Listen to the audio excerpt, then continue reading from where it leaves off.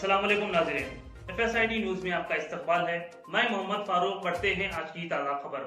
सदर तेलंगाना जागृति व रुकन कानून साज कौंसिल BRS कविता ने मरकज में BC तहफ़्फ़ुज़ात से मुताल्लिक़ कानून साजी के मुतालबे को लेकर दबाव बढ़ाने का अंदिया दिया और ऐलान किया कि 17 जुलाई को रियासतगीर सतह पर रैल रोको एहतजाज मुनज़्ज़म किया जाएगा।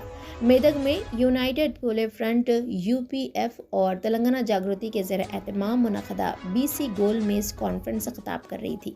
इस मौके पर कविता ने कई अहम और इनकलाबी ऐलानात किए। उन्होंने कहा कि ये एहतजाज तमाम पसमानदा तबक़ात को साथ लेकर मुनज़्ज़म किया जाएगा ताकि दहली के हुक्मरानों को पसमानदा तबक़ात की ताकत और इत्तेहाद का एहसास हो।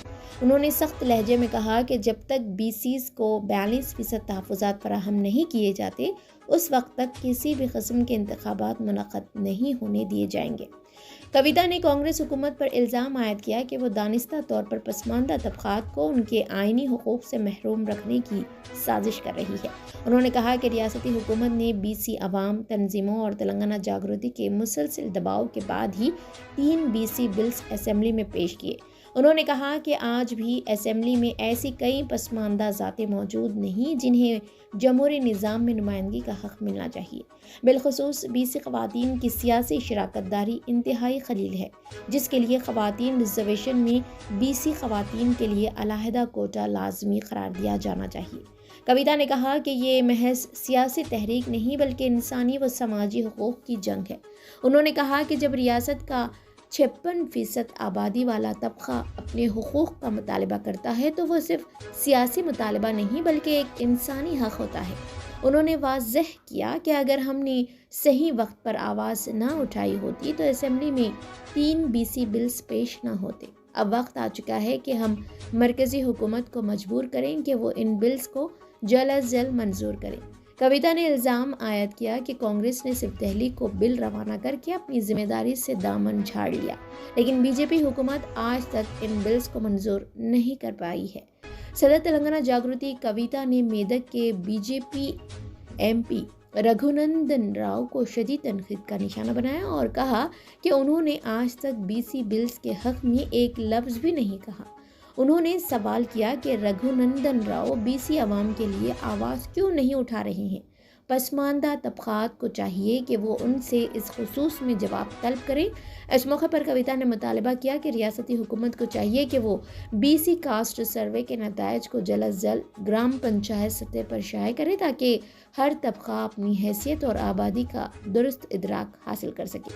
कविता ने यह भी इंकशाफ किया कि मेदक में चंद गोशों की जानिब से BC कायदीन को राउंड टेबल कॉन्फ्रेंस में शिरकत से रोकने और धमकाने की कोशिश की गई, जो इस बात का सबूत है कि कुछ अनासिर पसमानदा तबक़ात के इत्तेहाद और बेदारी से खाइफ है। आखिर में उन्होंने रियासत के तमाम तलबा, ख़वातीन, नौजवानों, तंजीमों और BC से पुरजोर अपील की कि वो 17 जुलाई को रैल रोको तहरीक में भरपूर शिरकत करते हुए अपने आइनी व जमहूरी हुकूक़ के तहफ़्फ़ुज़ के लिए मुत्तहिद हो जाए। तेलंगाना असेंबली और काउंसिल में OBC के लिए 42% रिजर्वेशन का बिल यहाँ पारित हुआ है।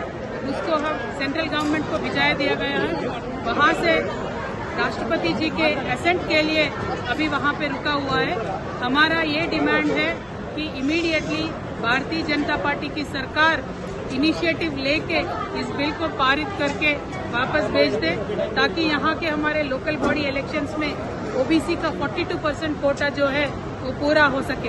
अगर इसमें देरी होगी तो हम यहाँ तेलंगाना के जितने भी OBC समाज के लोग हैं, हमने ये तय किया है कि जुलाई 17 तारीख को तेलंगाना से एक भी रेल को हम दिल्ली की तरफ गुजरने नहीं देंगे।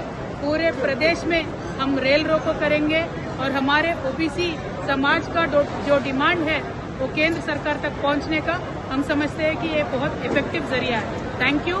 जय तेलंगाना, जय OBC। आप हमारा ये वीडियो YouTube पर देख रहे हैं तो सब्सक्राइब करना ना भूलें और बेल आइकन दबाएं। और अगर आप हमारा ये वीडियो Facebook पर देख रहे हैं तो पेज को लाइक करें और फॉलो करें।